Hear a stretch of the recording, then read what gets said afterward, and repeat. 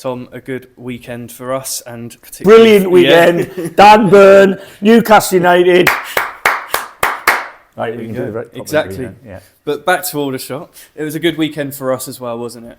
Yeah, excellent. Look, the weekend got off to a great start with our performance, and obviously, as a Geordie, I'm going to mention the fact that we have won a cup now. Nobody can tell me ever again that we haven't, and I was absolutely delighted to be celebrating that one as well. So a good double for the Widdrington family, anyway.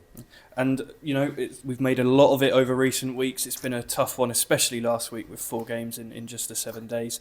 So you must be delighted to see the end of that, but it still continues, obviously, with another Tuesday, Saturday this week. So yeah. How's it been ahead of this Tuesday night? Well, if you take that down, you'll see the schedule. We're a third way through the run of Saturday, Tuesday. The only Tuesday we're going to have free, I think, is in the middle of April now. So it's something we've planned for. We've talked about it at length, and we ended up sacrificing a couple of cup competitions.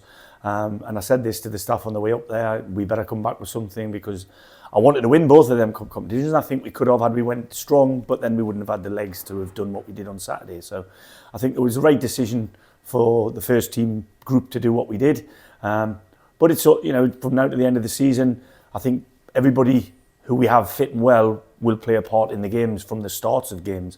And it'll be really important about the lads who finish the games, which has been the case over these last few weeks. We keep picking up 1 or 2 little knocks and niggles, which every club does. But I'm really pleased, as in the case of Keane Anderson the other day, but Dan Ellison as well has come back into the team recently. It's just another 2 lads I know I can rely on. So that's really, really pleasing from our point of view as a staff. We're looking at our opponents, and when you get to the business end of the season, as it were, you want the teams that are lower below you, but it's certainly not an easy one with Maidenhead. We know all too well from last year, our visit there, what it's like, and obviously Alan Devonshire does really well with keeping his team in this division, doesn't he? So we know it's not going to be easy. Yeah, Dev's a wily old fox. He knows the division inside out, and he does fantastically well at Maidenhead, to be fair to him. They've always got a real strong identity as a group. And you're in for a real tough game. There seems to always be goals in the Aldershot Maidenhead games. We'll go there prepared as well as we can be.